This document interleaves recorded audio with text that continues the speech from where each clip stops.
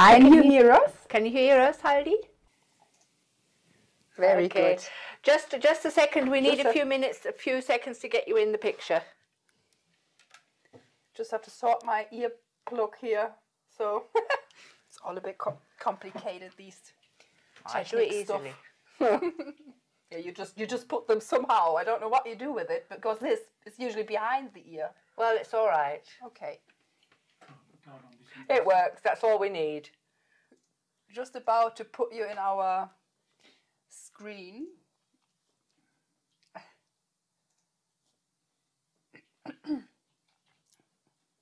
So maybe we just start to talk a bit. Yes, yes. So I'm Marina. I'm from Woolhouse in Germany. We do the distribution of the West Yorkshire Spinners and King Cole and Novita, for example. And it's nice to have you here. We can't see you yet, but we are working on it. So there she is. There you are. Hello. Hello.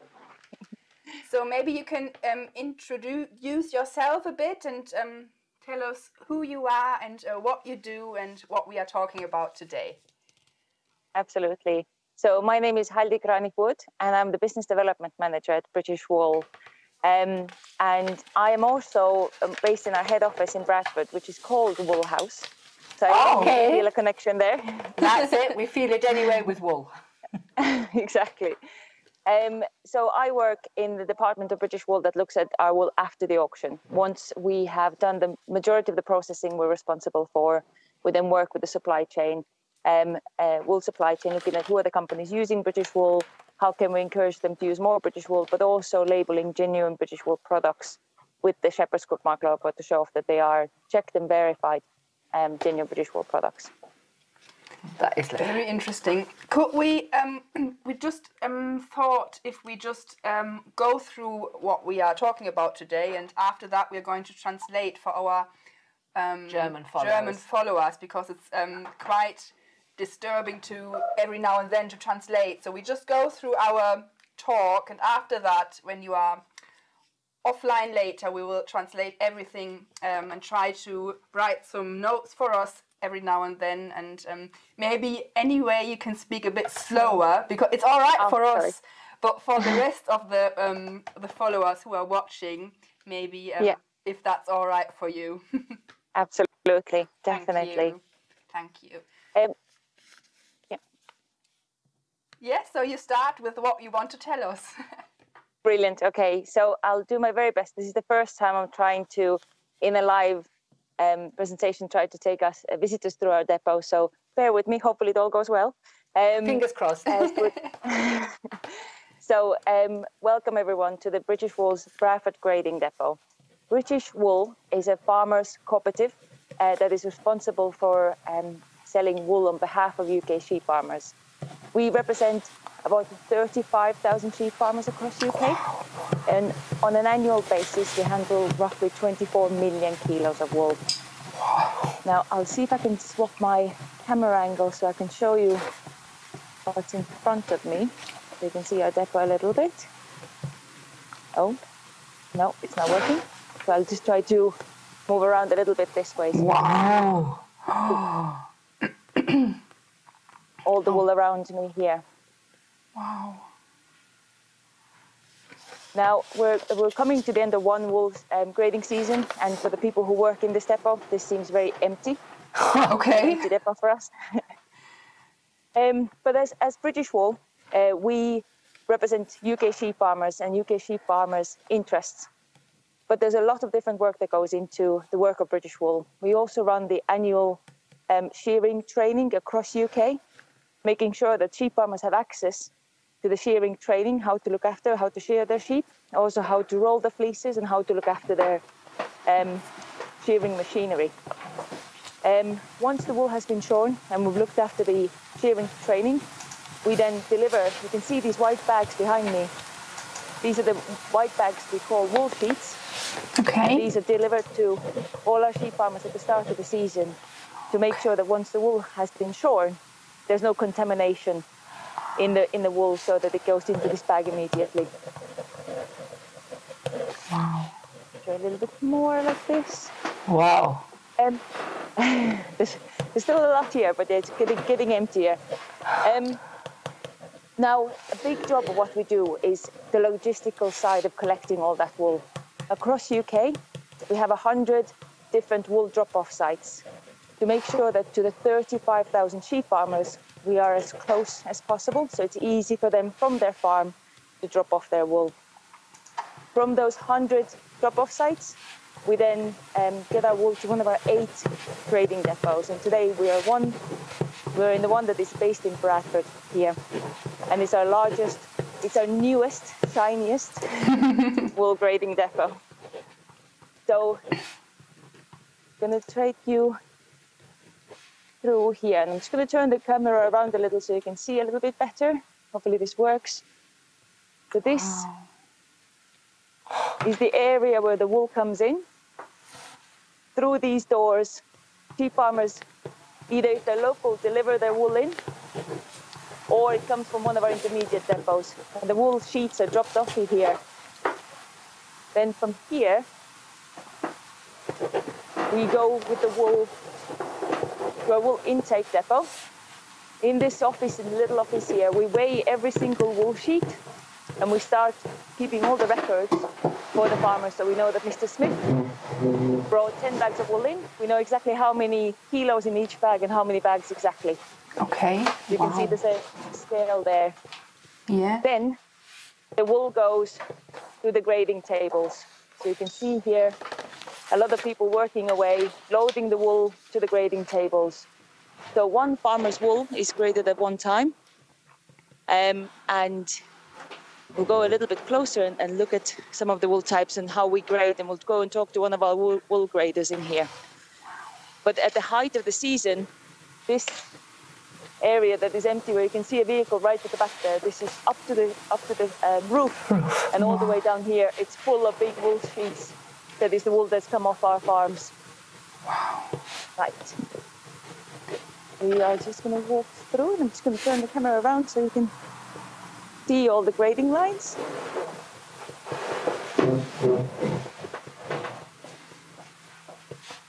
Wow. Can you explain a bit if that, because when we think about wool, even when we get the wool from maybe West Yorkshire spinners in our depot, it still smells like sheep. Is it smelling nice in there? Do you think maybe you have enough of sheep smell, but how do you would explain the smell?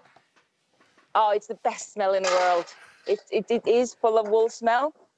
On the days when you come to our office side, and if the wool is if the wind is blowing from the back of the depot, you can open the head office door and you get a waft of good wool smell first thing in the morning. Oh. but it is all wool, unprocessed as it comes from the sheep. We don't do any processing. We collect the wool and we grade the wool and we sell the wool on the farmer's behalf.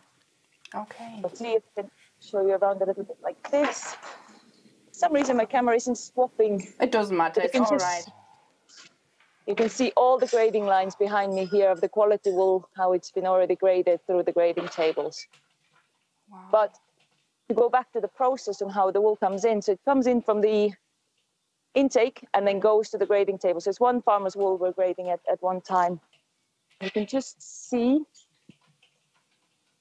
So Pete is about to pull a pin on a wool sheet, open a wool bag, and you can just see how all the wool drops onto the table, and he gets ready to start grading that wool clip. I'll go over to Pete and we'll have a quick conversation with him how he grades and what he looks at when he's grading the fleece there. Very good. It's so interesting. It's the first time for us as well to see it like that.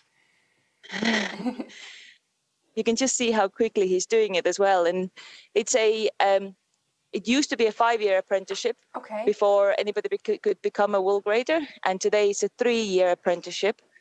There's no school you can go to learn how to do this. It's all about learning on site here, looking at the wool day in, day out, and training your eyes and your hands to learn to kind of assess what you're looking at. I'm just going to turn around here to Jake as well. Jake is our new grader who's gone. He's just finishing his wool grading testing. So a young gentleman in a wool trade. Wow. Right next to us here. And it really takes a person that is really passionate about wool to do this job. Yeah. Right, here we go. Hello, Pete. So we have some wonderful ladies over in Germany that were showing off how we what we do in our grading depot. So I'll try to keep the camera balanced. Would you mind telling us what do you look at when you're looking at wool? Well, basically we grade to about 80 different grade numbers at this depot, and that's split up into categories. So we have a mountain category, a hill, a luster, a mule, a medium, and a fine. And then within that those categories, we've got different grade numbers depending on style, colour, whether it's first time it's been sheared, you know, all different things that we look at, and then that's then given a grade number. So at the moment I've got like a mountain clip on here, which is probably no good for you guys. Not knitting. Yeah, so I mean we've got some staples here. Do you want to have a look at the different? Let's go and have a look at the staples. Might just get rid of this. That's good. Oh, thank you so much that you make this possible for us. Not at all. Hopefully it will do justice through this way. I don't know if you can come there.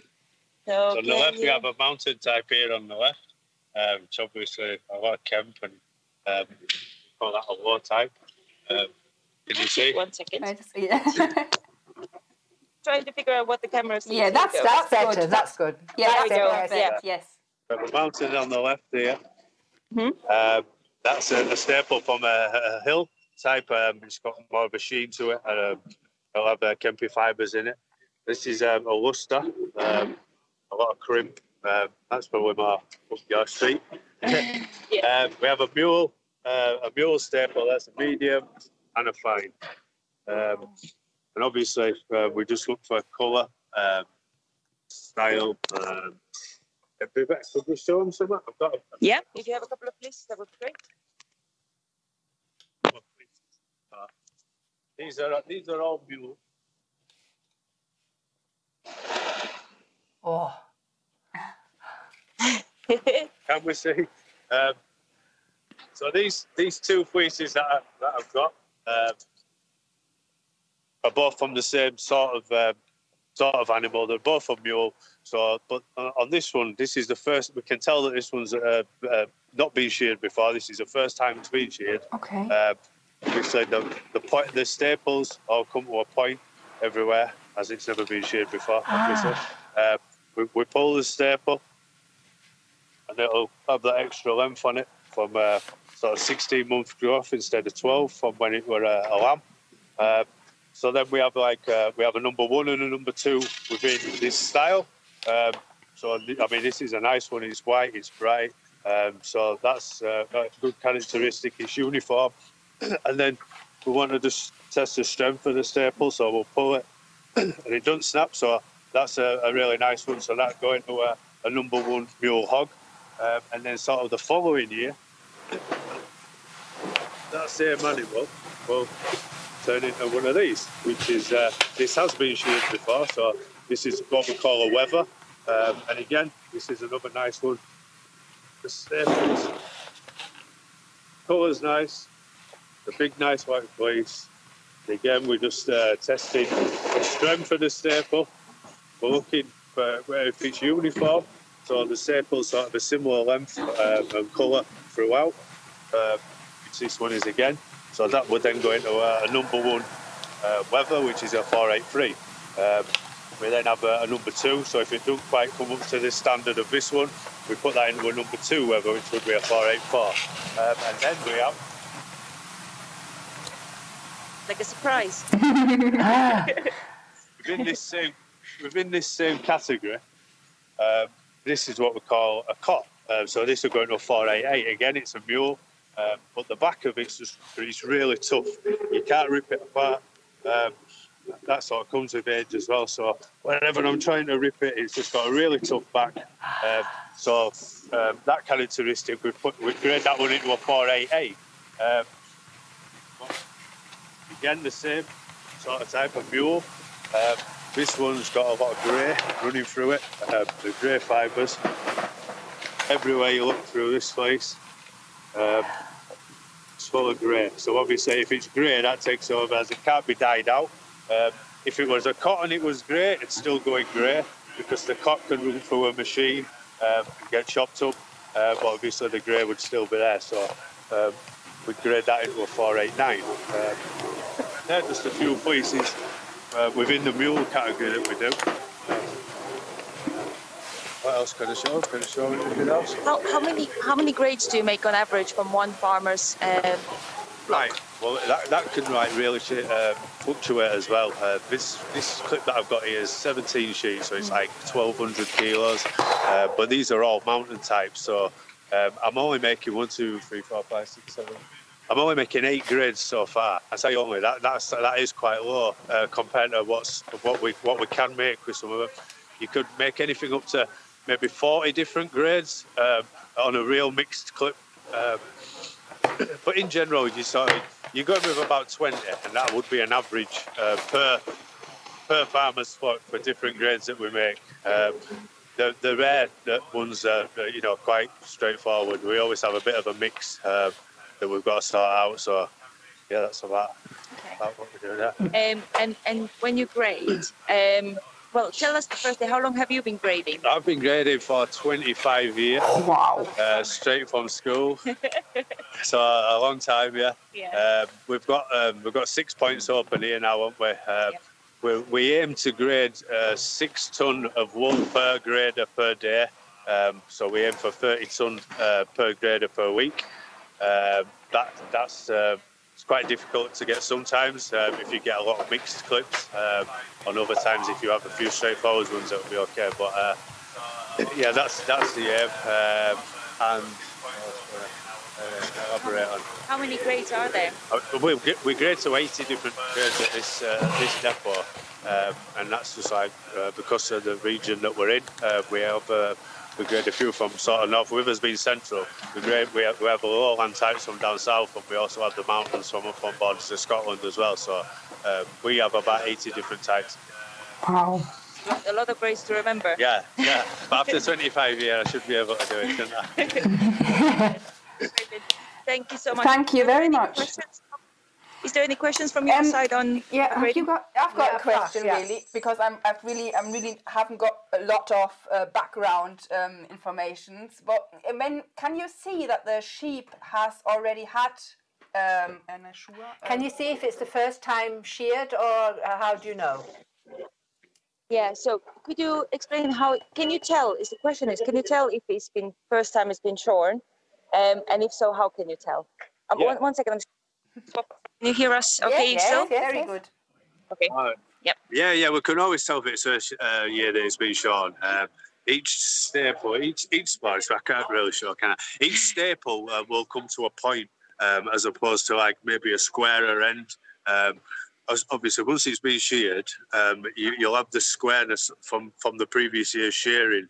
Whereas when it's never been sheared, each individual staple will come to a real pointed end. And then once you have seen that, you'll be able to pull the staple away. And if you pull it slowly, it'll pull away from the fleece, but yet still be attached. On fleeces that have been shorn before, as you pull the staple, it'll just break away. So that's how you can tell. Okay, also das muss ich mir gerade aufschreiben. Just have to write down a few things because we have to translate later on. So erste Scherung. Do you like your job? Is it something what you really enjoy? Yeah. I mean, I've done it for 25 years, so I mustn't mind it. Yeah, I quite like it. Yeah, it's enjoyable. There's it's quite interesting. If you're interested in wool, it's an interesting job. Yeah, very, very interesting. I would like I would like to know if your hands are very, very oily, because you must have beautiful hands because of the lanolin. Soft.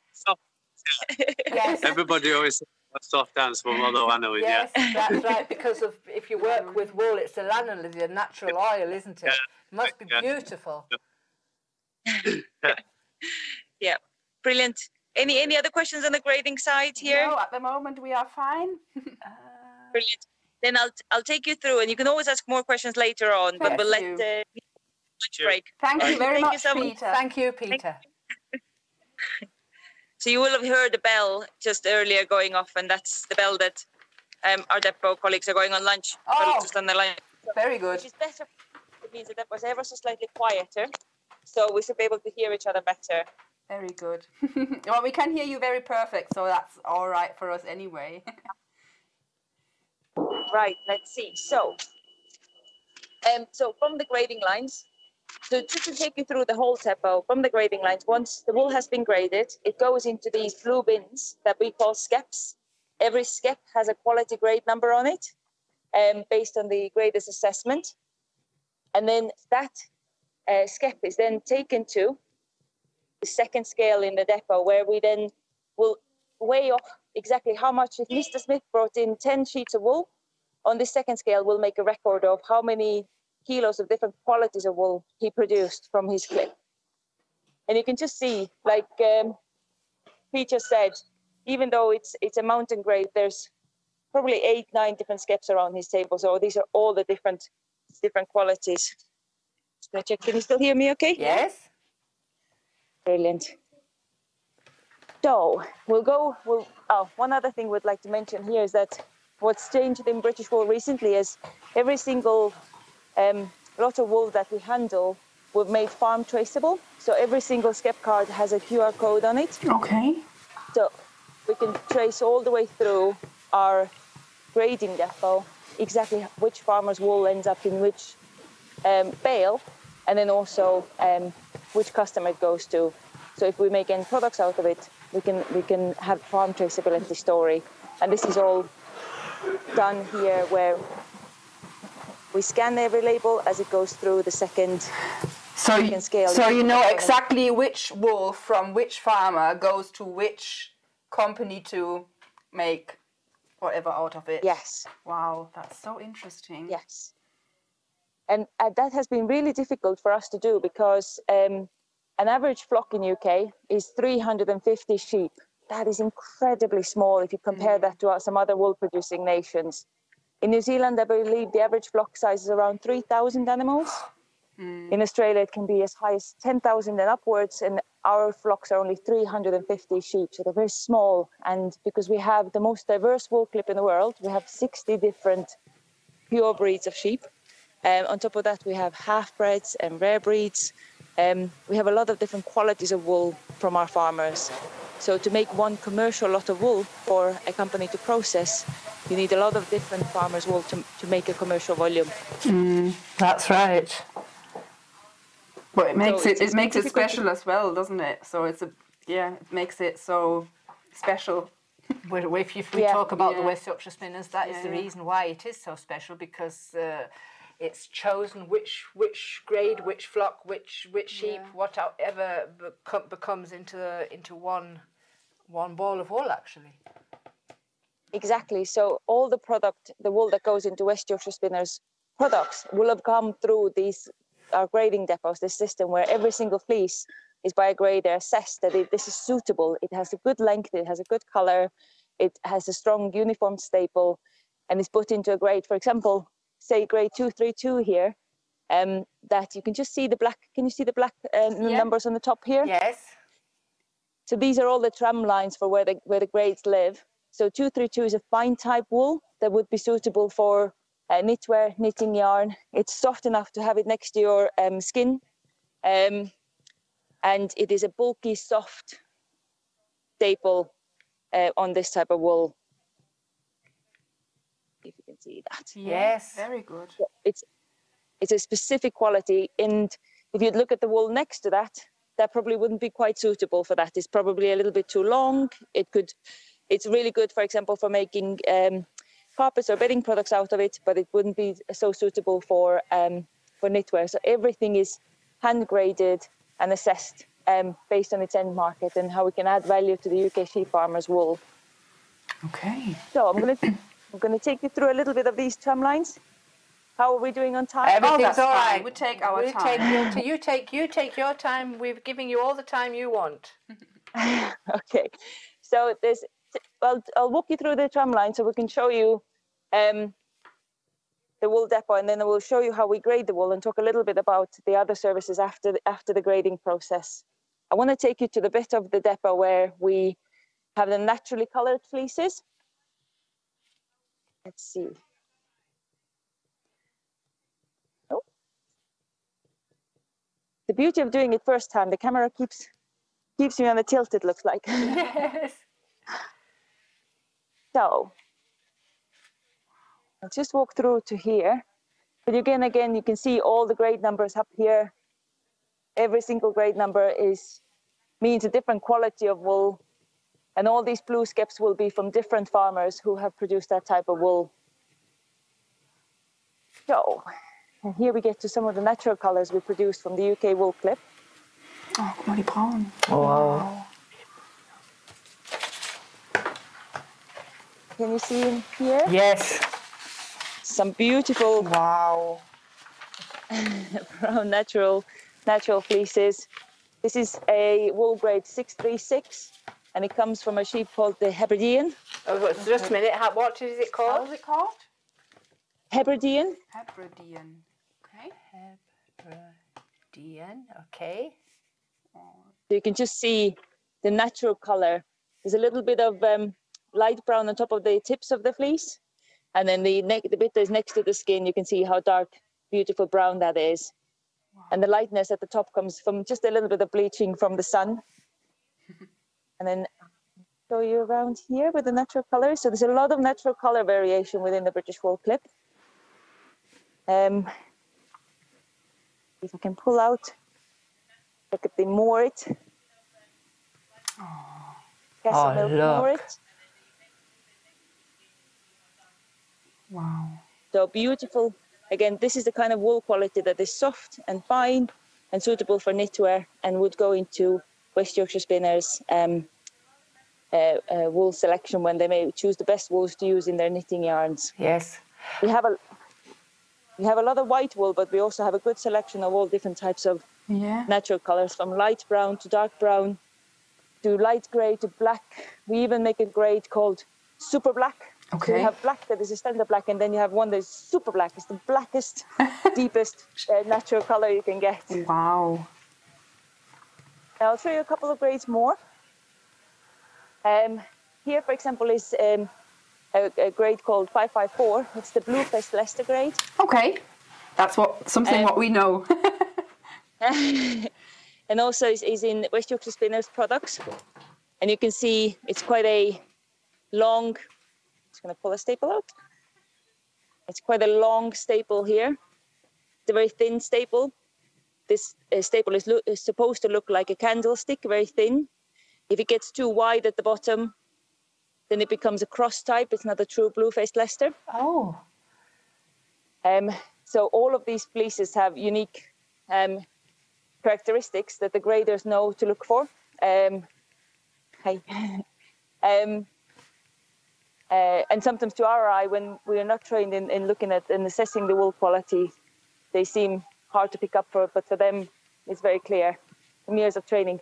There's another wool type I'd like to show you, which is the Jacob wool, which is also in West Yorkshire Spinners wool products. Yes. Yeah. And it's the only wool that is a dual-coloured animal within the British wool clip. So you have patches of dark brown mixed with patches of white. And when you mix these wool fibres, you'll get a beautiful, even mix of different qualities of natural brown. And it's a very fantastic-looking wool animal as well. It has a lot of horns. Yeah. Beautiful. Yeah, I just want to say that, yeah. Yeah. I'll just whiz you around again just a little bit to show you. So this is where the other end of the wool grading area, where we make the wool bales.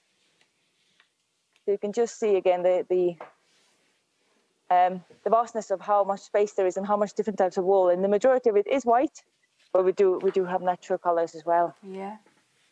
And then we'll walk through. Oh, I'll just show you this. So then, when the wool gets to the baling area, every single skep with the wool qualities will get baled.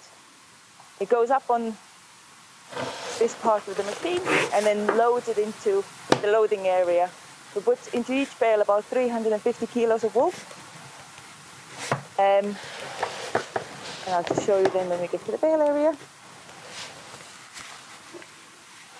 you can see a bale is just being made just before lunch break, and this will be, the metal wrappers will be put on it, and this will be pushed off the bale. Every skep that is loaded into the baling machine gets then scanned, so we know which farmer's wool is going into this bale specifically. Wow. And then it gets a label that has a QR code. I'll show you this here. Each bale then has a label on it that has a QR code that tells you exactly which depot it was made in. If you scan this QR code, it will tell you exactly which farmer's wool is in this lot. It tells you which grader graded that lot of wool, and then stock lot information as well. Wow. So every single bale has one of those labels on it.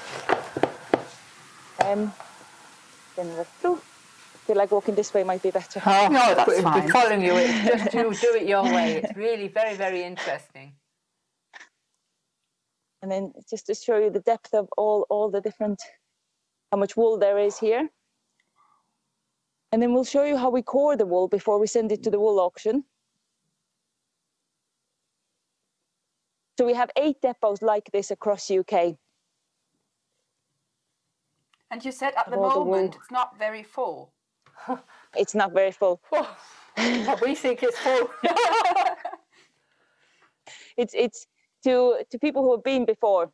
When they come at the end of the season, they'll look at it and go, once you've seen it once full and once empty, you'll get the change. Okay. It'll never get completely empty.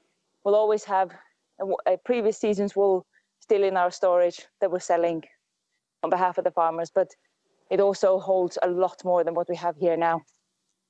So we're coming to the coring area. So even though we have graded all the wool, every single fleece is assessed for its own quality. We then still take a core sample. So on this machine, we place each of the individual bales, green bales, into this area. There's a metal pole that comes from this part of the machinery that then goes 95% through the bale and takes a small sample of wool, a sample like this. It has a little bit of wool here. Yeah. And then the air blows this into the bag at the end here. Can you see that? Yes. Yes. Yeah. So that bag of wool that is taken from every single bale is then sent off to the wool testing authority that is based in North Wales. Oh, there we go. Yeah. Oh, that's fine. Yeah. And it has every single bale identification on it. And this lot of wool that represents 24 bales or 8 tons of wool then gets tested for the exact micron of that wool lot, the exact color, the yield of that lot. So how much wool will you have left once you washed it through a scouring company? And how much vegetable matter, for example, natural vegetable matter is in this lot. Wow. So even though we've graded, we get all this information, lab-based data. Yeah. Wow. And all that information is given to the auction buyers. And every 2 to 3 weeks, we hold an auction where we offer a regular supply of all these different wool qualities to the wool buyers, the wool merchants. They come to buy from us. And you can just see. So they come to you and buy the wool in an auction? Yes. Okay. So throughout the year, we grade the wool and make the wool available. And we have a team called Wool Sales Team who put together the auction. Every 2 to 3 weeks. We hold an auction offering 1.5 million kilos roughly at every auction. Wow. Of all the different types. In the Bradford depot, we make 80 grades, but across the network, we make about 120 different quality grades of British wool. 120? So it's 120. Wow. Now, once we go to the wool auction, we run the auctions very strategically. Our job, our sole purpose as a farmers cooperative is to get the best financial return back to our farmers for their wool. So we assess the wool auctions around the world before we go into the new auction for ourselves. And we'll set minimums on all the lots of wool that we sell, making sure that if the buyers who come to buy from us don't come up to the market value, we won't sell it. Okay. We'll hold that wool back. Okay. Yeah. It's all about, from our job is to protect the value of the wool to our farmers. It's a very strategic part of the organization, but we never own the wool. It's always owned by the sheep farmers. We just facilitate the grading service, the baling, the collection across the network, and then selling on behalf of the farmers. But then we also work on research and development work to give information about British wool. We work with the supply chain partners like West Yorkshire Spinners. And we run a licensing scheme where we allow the Shepherd's Crook Mark logo to be used on the end products to show that it's a genuine British wool product. And as it happens, I have some beautiful West Yorkshire Spinners products here. Oh, that is nice. Very good. And on here you can see that Shepherd's Crook Mark logo. Yes. That shows that this is a. So this is what you have it there as well. Oh. Yeah, I'm just going to have a look. Just a second. Got one, yeah. So this is a beautiful product from West Yorkshire Spinners, the Retreat product. And that little label just verifies that this isn't any wool, is British wool specifically, and it's come through our depot network. Wow. So we work closely with companies like West Yorkshire Spinners to help them then promote their products and help them with information about British wool and tell the story of the good animal welfare practices in UK and the good quality that we produce here. Very interesting. As I said, we've never been so close, to be honest, because we're doing that for a while now, and we see how it is. The mills from the West Yorkshire Spinners, we've been there and just see the big bulks that are there, but we didn't know that there's a background to it that is so big. Of course, we know there is a background, but we've never seen it, to be honest. Very, very interesting. Yes. I've seen that, or I've read about it, that you collect all the wool from the farmers, so it's all in a team, that not every farmer partnership, that the farmers don't have to go with their little lorries and bring it all to you, so you collect it in huge lorries and bring it all in this association. Yes, and it's the operation is fully farmers owned in UK, and it's a very unique organisation. There's nothing like it in the world, really. And it was set up at 1950, so it really was the hindsight back then to know that this is really something that we need to be able to add value to our local sheep farmers' wool, to be able to make it available. But it's a cooperative way of, we all need to work on this together to bring our wool into our grading depots, because like you say, it's only then that we can save money on the transportation. Yes. If we collect everyone's wool in that area, and then we can share the transportation cost. Okay, that is really is wonderful, really wonderful to hear about all this. Where is the wool going to be washed? So about 50% of British wool stays in UK. Yes. And it would stay. It would go to one of the two commercial scouring companies. One is 5 minutes up the road called Howard Scouring, and the other one is 45 minutes away from here, from this depot in Dewsbury, called Thomas Chadwick's. About 25% of British wool clip actually goes out to China, because a lot of wool processing is out there. And the remaining goes both to Europe, but also to the rest of the world. Yes. Well, don't give it to the rest of the world. We need it in England. Yeah. Well, we need a little bit of it everywhere. Yes, yeah. I know, yes. We're doing our best to promote it. Absolutely, you definitely are. So we're very, very, very happy that you've asked us to join in and be able to show Thank you so much. What we do. That was really, really interesting, especially for our followers to see all this. And I've read a few comments in our chat here that they all want the translation, because it's quite hard to listen and to see and things like that. So we just try to, when you're off in a minute, that we translate everything what you just told us, because it's so interesting. So the next time when we come over, we would like to come and visit you. Not a problem. You're very welcome to come in. We will. So we can. It's absolutely, really. Bitter? In Bradford. In Bradford. It's not far away. So that is really, really lovely. So is it your daybreak now for your dinner time as well? Hopefully. We have another group of visitors, textile students, coming in a short while. So Well, you pop off and have your dinner so you can have a chat. Thank you very much. Thank you so much. And thank you as well. If you see Richard before we speak to him, thank him as well, because I think he made the connection, didn't he? He definitely did, yes. That was lovely. Thank you very, very much. So, thank you so much. See you. Bye. Thanks. Thank Bye. you. Bye. Bye. So, oh, das war so viel Information. Ich weiß, wir müssen jetzt mal gucken, ob wir das Wir müssen jetzt erstmal gucken, wie wir das auf die Reihe kriegen. Ja. Also, ich weiß, ihr wollt natürlich, dass wir das alles zwischendurch übersetzen, aber die hat natürlich da während ihrer Produktionszeit uns da mitgenommen und das ist schon eine Ausnahme, dass wir da durchs Depot so geführt werden. Da können wir jetzt nicht die Zeit noch viel länger herauszögern und weil das alles zu übersetzen während dieses Interviews wäre für uns jetzt so nicht möglich gewesen. Also auch aus Respekt ihr gegenüber nicht. Ich weiß nicht, wie du das siehst. Aber ja, auf jeden Fall, auf jeden Fall. Also, deswegen haben wir uns da vorher so entschieden, dass wir das so machen. Also ich denke, das haben alle für Verständnis. Also, Donnerwetter. Ja, das war also sogar wir, und wir haben schon viel in England auch gesehen, also auch was diese Schafsgeschichten angeht. Aber das war jetzt wirklich auch für uns tatsächlich richtig spannend auch. Ja. Willst du anfangen? Oder? Ich fange an. Gib mal deine Notizen durch. Ich gehe meine Notizen durch. Also ich fange an, wie sie uns begrüßt hat.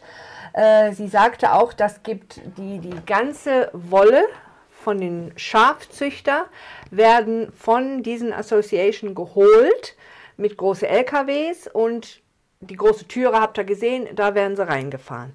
So, das war zufällig Bradford, das ist in der Nähe auch, wo die West Yorkshire Spinners sind. Die haben 8 solche Depots, wo diese Garne dann auch reinkommen. Es gibt 100 Drop Sites, also das bedeutet, dass die Bauern sich irgendwo treffen können und die Wool Association, der Woolbrand, kommt dahin und holt es ab. Da gibt es 100 Stück von. Und die sind im Grunde genommen alle in der Nähe von diese Bauern, die Schafzüchter. Also die machen das tatsächlich so, dass sie nicht weit fahren müssen, um nicht nur Energie zu sparen, sondern auch die Kosten zu reduzieren auch. Wie gesagt, es gibt 8 Grading-Depots. Ich wusste nicht, was Grading wirklich bedeutete.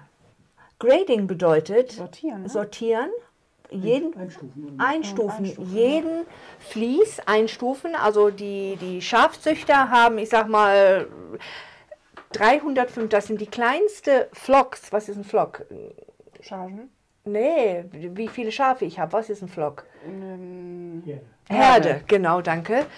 Die Schafzüchter in England sind nur 350 Schafe pro Bauer, also weniger aber nie höher als 350. Und sie sagte auch, in Neuseeland wären es 3000. Das sind schon, also das sind 350 ist eine kleine Menge. England hat 60 reinrassige Schafe auch. Jeder Schafzüchter bekommt eine Nummer, hat eine Nummer. Ich bin Nummer 27 und ich bin Schafzüchter Matthias und übrigens, das war der erste Junge, die ich geküsst habe, egal. Schafzüchter Matthias und er kriegt eine Nummer. So, Schafzüchter Matthias hat Jakobs Schafe, der hat Blueface Leicester Schafe und der hat Bergschafe, die oben auf dem Berg wohnen. Dann hat er welche, die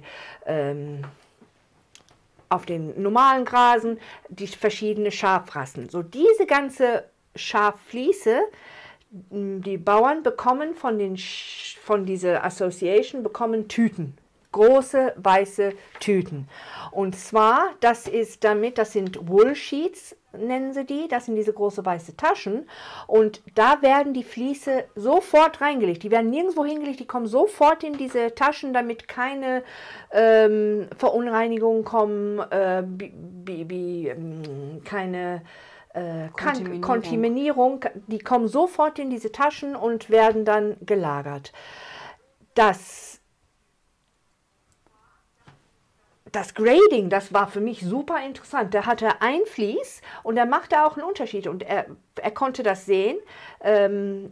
früher war ein Apprenticeship, also eine Ausbildung 5 Jahre, jetzt ist es nur 3 Jahre, aber es gibt keine Schulen.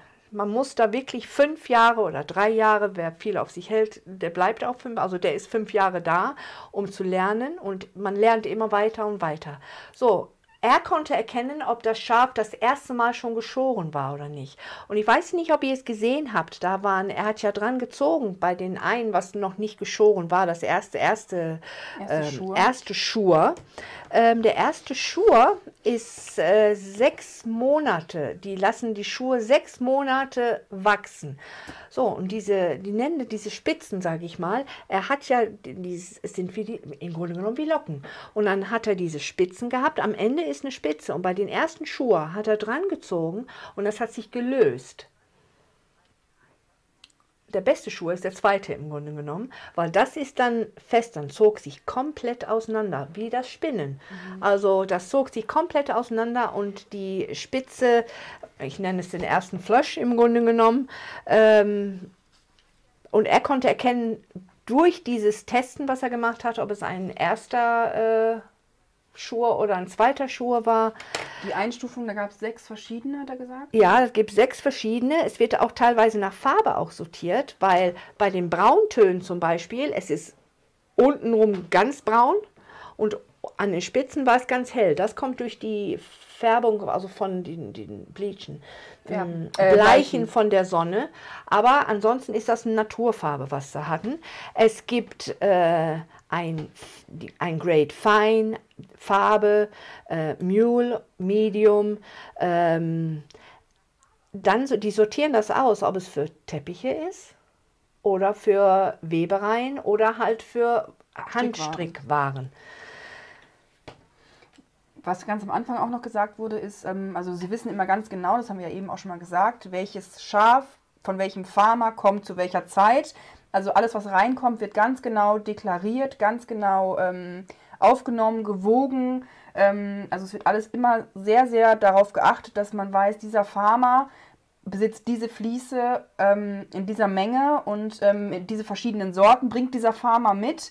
Es werden auch das Garn, das Vlies, gehört den Farmern. Das Depot oder diese Firma British Wool-Association sind nur da, um zu vermitteln. Die sorgen dafür, dass das vernünftig verkauft wird zum vernünftigen Preis. Also klassifiziert wird an einer Stelle. Die sorgen dafür, dass das dann gewogen wird. Die sorgen dafür, die treten für die Rechte der Farmer ein. So kann man es eigentlich auch sagen. Richtig. Auch bei den Versteigerungen dann. Es werden Versteigerungen alle 3 Wochen gemacht, 2 bis 3 Wochen, wo dann halt diese Garne, diese Fliese versteigert werden und dort wird dann das Bestmöglichste rausgeholt für die Farmer. Und wenn es unter Preis kommt, dann sagen sie, wir verkaufen wir nicht. Dann lassen wir es hier liegen. Ist kein Problem, es wird nicht schlecht, so nach dem Motto, weil die wollen das Beste für ihre Farmer. Die kümmern sich darum, dass die Farmer damit das für die viele Arbeit, die haben, das gerechte Geld bekommen und dass es nicht unterm Preis kommt. Auch, dass die Rassen reinbleiben, dass das Grading, dass das Aussortieren auch vernünftig bleibt. Nicht, dass, wenn es einer nicht kann, der gibt das Beste für die Teppiche und das Schlechteste für das Handstrickgarn. Pete was his name, wasn't it? Peter, er sagte, im Schnitt kann ein Farmer, also ein Schafzüchter, 80 verschiedenen Grades auch haben. Es kommt auch darauf an, wo es herkommt. Von den Füßen, von den Beinen, rund um den Hals und so weiter und so fort. Und wo es lebt, hat er gesagt. Ne? Entweder auf dem Mountain oder unten im Tal. Oder, ob es ein Mann ist, also ein Mule oder ein wahnsinnig spannend. Ich absolut. Es wird da auch gewogen. Und was ich klasse finde, ich sag immer, West Yorkshire Spinners ist vom Schaf bis zum Knäuel. Und dann sind wir gefragt worden, wissen Sie die Namen von den Schafen? Nee, den Namen nicht. Aber die haben einen QR-Code. Dieses Wollballen, was die haben, hat einen QR-Code und die wissen genau, von welchem Bauer, von welchem Schaf und welchen Grading das auch war, welche Einstufung das war. Also im Grunde genommen, wie gesagt, diese Association ist da einfach, um die Bauern zu helfen, um diese britische Garn, was weltweit auch bekannt ist, diese britische Fliese, einfach... Sie unterstützen auch die Bauern, haben Sie ganz am Anfang gesagt, wie sie vernünftig scheren. Sie sorgen dafür, dass die Schafe und auch die Farmer vernünftig das alles auch lernen und das auf eine gewisse Art und Weise auch respektieren, die Art und Weise, wie man scheren muss, wie man mit den Schafen umgeht, wie mit der Wolle oder mit den Fliesen umzugehen ist und unterstützen an jeder Stelle. Also ich glaube, das ist wirklich wie so eine Genossenschaft oder wie man das nennt, die da dafür eintritt, dass das alles vernünftig läuft. Und, die zeigen denen auch, wie man die Schermaschinen auch vernünftig wartet, vernünftig schärft und so weiter und so fort. Weil das muss auch tatsächlich alles gewusst sein wie. Und was wir erstaunt waren, das, was wir gesehen haben, ist Ende der Wollsaison. Wie gesagt, die Lager sind leer. Das Depot ist eigentlich gar nicht gefüllt gerade. Es täte ihr leid, sie könnte gar nicht so viel zeigen, weil sonst ist noch viel mehr da. Und ich habe schon gesagt, das ist jetzt gerade leer. Habe ich das richtig verstanden? Ja. Ja, spannend, wirklich. Also ich habe sowas noch nie gesehen, muss ich ganz ehrlich sagen. Habe ich noch nie gesehen. Ich finde es auch klasse. Wie gesagt, es gibt 60 verschiedene reinrassige Schafe und natürlich viele, viele verschiedene Mixer auch, die alle ihren Vor- und Nachteil haben. Also im Grunde genommen ist es wie eine Fabrik. Ihr habt oben gesehen, dass da so Nummern standen und Reihen von blaue Schiebekisten. Und jede Schiebekiste ist ein Grade. Das ist entweder und von einem Bauer. Entweder ist es für Teppiche, fürs Weben oder halt für Strickgarn. Und gerade das lese ich auch gerade, Sabine, Hallo, das macht auch gerade die West Yorkshire Spinners aus. Und wenn man das sieht, dann weiß man, was für Qualität ich gekauft habe. Wir vertreiben, wir verkaufen und ihr auch verarbeitet. Das ist wirklich Wahnsinn.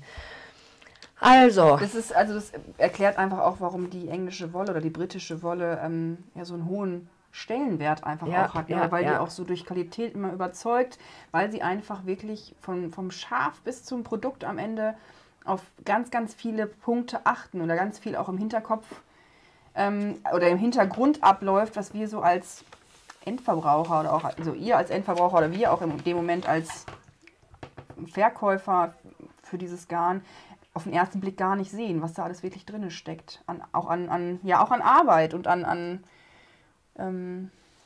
was auch wahnsinnig interessant war, 35.000 Schafzüchter in Großbritannien und die bringen 24 Millionen Kilo Wolle auf der Waage. 24 Millionen Kilo Wolle.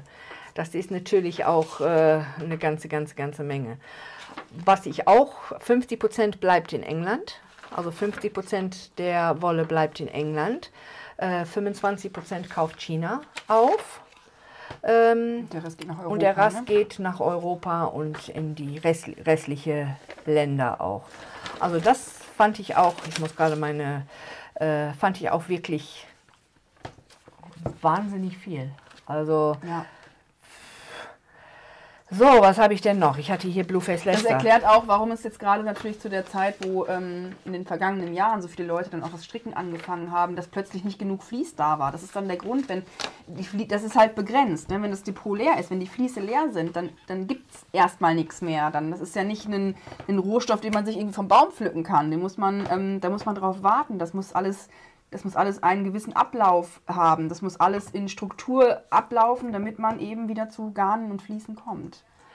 Was ich auch interessant fand sind die Farben, diese Hebridean Brown.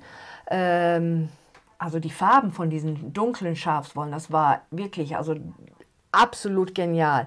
Und dann gibt es ja ein Schwarz und ein Superschwarz. Wo das tiefste Pechschwarz ist überhaupt. Donnerwetter. Blueface Leicester hat ein Grade von 554. Wir haben leider nicht gefragt, ob hohe Grades gut sind und niedrige Grades schlecht sind.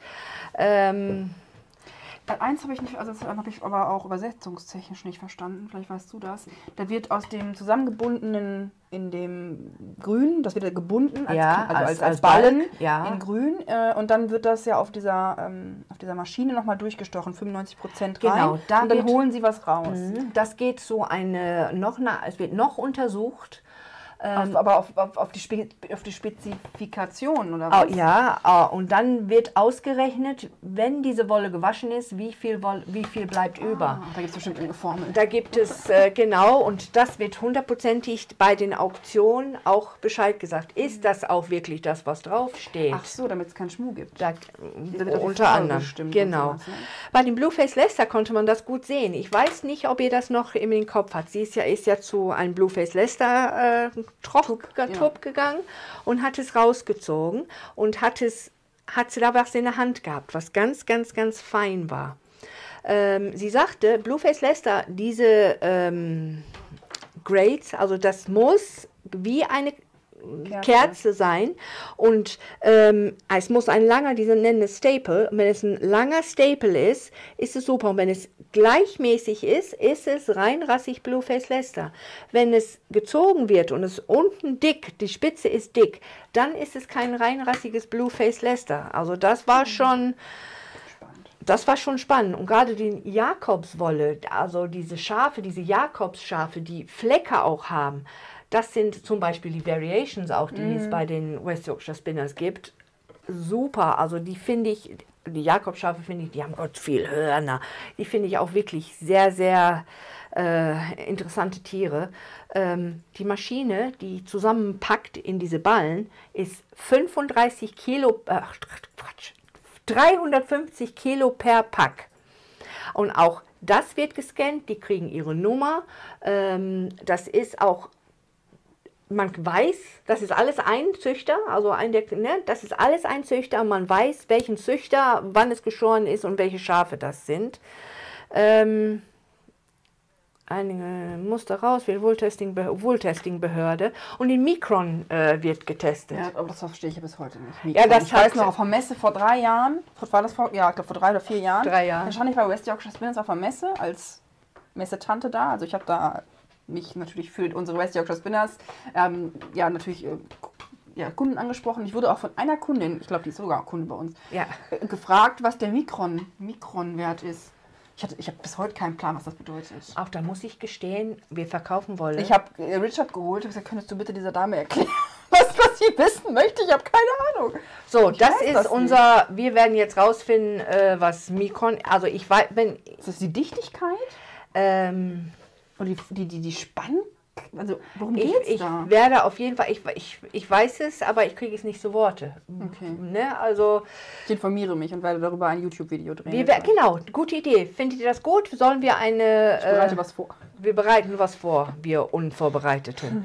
Wer jetzt das kurz und knapp in 3 Sätzen sagen kann, worum es da geht bei diesen Mikronwerten, bitteschön, feel free to, schreibt das in die Kommentare.